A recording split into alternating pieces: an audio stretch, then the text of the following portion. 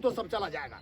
सुई की नोक के बराबर जगह नहीं दी और वो सारा साम्राज्य चला गया और लाखों करोड़ों दोनों तरफ से योद्धा लड़ते लड़ते काल के मुंह में चला गए। ये इतिहास भी कहता है, आपने पढ़ा है, ये इतिहास आप सब लोग जानते हैं। तो इसलिए ये जीवन क्षणभंगुर है, परमानेंट नहीं है। मैं अच्छी तरह से जब घर से निकलता हूँ तो मैं कहता हूँ, हे भगवान, आपने मुझे आज का समय दिया। मेरे दाएं बाएं, मेरे से बड़े, मेरे से छोटे, मेरे से रिश्तेदार, मेरे इधर के उधर के कितने ही लोग रोज चले जाते हैं। आज का दिन आपने मुझे देखने के लिए दिया, मैं आपका बहुत ऋणी हूँ। कल का दिन फिर देखने के लिए दिया, मैं आज आपका फिर हाथ जोड़ के प्रार्थना करता हूँ और बराबर नए नए लोगों में जाकर के जगाने का काम यही करता हूँ कि ये जीवन मिला है। भगवान ने 84 लाख योनियां जो बनाई हैं, आपने पढ़ा है, हमारे साहित्य में लिखा है 84 लाख जीव जंतु हैं। मेंढक, मछली, तितली, केंचुआ, नाम नहीं ले सकते, सालों में नाम नहीं लिया जाएगा। उतनी जनजातियां, उतने शरीर बनाए हैं भगवान ने, लेकिन 84 लाख योनियों में सर्वश्रेष्ठ योनि मानव की, सर्वश्रेष्ठ, देवता भी इसके लिए तरसते हैं, उस योनि में जन्म लिया है। उसमें भी बुद्धिजीवी, और बुद्धिजीवी में भी साधन संपन्न मानव हैं हम। तो हमारा उदर पूर्ति का दायित्व नहीं है, इसलिए कुछ कुछ हम समाज के लिए जरूर करने का प्रयास करेंगे। क्योंकि आप ये जानते हैं अच्छी तरह से, किसी भी पल वो बुलावा आ सकता है और जो मेरे सपने हैं वो सपने अधूरे रह जाते हैं। जो मैंने कमाया है वो सब यहीं रह जाता है। जो मेरी औलादे हैं वो सब, मेरा पत्नी, औलादे, जमीन जायदाद, मेरा धन संचय जेवर, पल भर में यहीं रह जाते हैं और मैं अगला कोई भी स्टेप ले नहीं पाता। मित्रों, समाज विकास संस्थान के इस बैनर के नीचे मुझे बहुत सारे प्रदेशों में जाने का बराबर मौका मिलता है। बहुत लोग मेरे संपर्क में आते हैं, वो कहते हैं कि समाज सेवा करेंगे, कुछ हम भी आपकी तरह का काम करना चाहते हैं। एक बार आए, दूसरे बार फिर नहीं आए, फिर कुछ दिन बाद आए, बोले अभी साहब मैं जवान हूँ, अभी मेरी 55-54 साल की उम्र है, मैं रिटायर्ड हो जाऊँ तब आपके साथ लगूंगा, फिर बहुत काम करूंगा आपके साथ। होते होते रिटायर्ड होने के बाद वो नहीं आए, मैंने उनको तलाश किया, बोले साहब अब उठा नहीं जाता, शरीर चलता फिरता नहीं, शरीर साथ ही नहीं देता, खड़ा होता हूँ तो गिर जाता, हाथ साथ नहीं देता, कान सुनाई नहीं देते, आंखों से दिखता नहीं।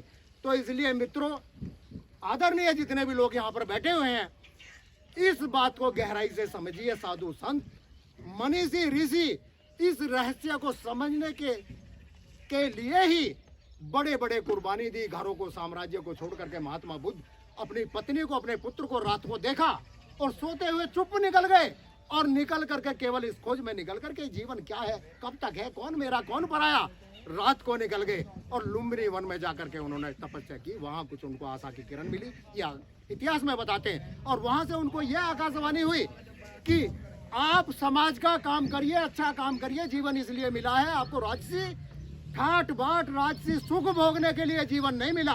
तो मित्रों, ये जीवन केवल इसलिए मिला है, अगर कोई समझता होगा तो ठीक है, और अगर नहीं समझता होगा तो अगले पल ही उसकी राख हो जाती है, सपने चकनाचूर हो जाते हैं। अगली बात में आ जाता हूँ। इस कार्यक्रम को आयोजित करने के लिए सतेंद्र भाई और हमारे सब लोग, आप इस टीम के जितने भी लोग हैं, मैं आपका बहुत बहुत आभारी, बहुत बहुत ऋणी भी रहूँगा, क्योंकि इतना सुंदर कार्यक्रम आपने आयोजित किया है। मैं वहीं से देखते कर आ रहा हूँ बराबर। ऐसा कार्यक्रम मेरे जीवन में बिरला ही एक दो ही आए हैं, जिस तरह का ये कार्यक्रम मेरे जीवन के लिए आपने अमित साहब के लिए बनाया है। अगर सतेंद्र भाई जैसे 5 लोग मुझको मिल जाए तो मैं इस देश की तस्वीर बदल सकता हूँ, ये मेरा दावा है। क्योंकि कोई लालच नहीं होगा, कोई स्वार्थ नहीं होगा, किसी से भेदभाव नहीं होगा, कोई धर्म की बात नहीं होगी, जाति की नहीं होगी, छोट बड़ाई की नहीं होगी। क्योंकि बहुत सारे किसानों में मैं जाता हूँ। एक बार मैं किसानों में गया और बिजौली गांव है, बड़ा सा, मेरठ के पास नहीं, वहाँ पे मुझे किसानों ने बुलाया। मैं जैसे ही गांव में गया तो मैंने देखा कि उस गांव में ऐसे मकान है जैसे फिल्मों में होते हैं, फिल्मों के जैसे मकान उस गांव में, और कुंडा गांव में जो प्रतापपुर के पास में पड़ता है, ऐसे मकान। तो किसानों ने सारी बात सुनने के बाद मुझसे कहा कि श्रीमान एक दिक्कत है, और वो दिक्कत हम आपसे बताना चाहते हैं। मैंने कहा बताइए।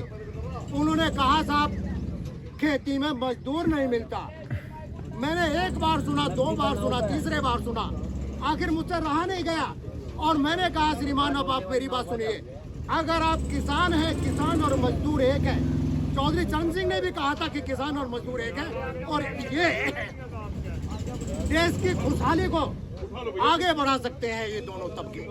अगर किसी भी गांव का विकास होता है तो किसान का विकास होगा, मजदूर का विकास होगा और पूरे देश का विकास होगा, उन्होंने ये कहा। और किसान अगर संपन्न है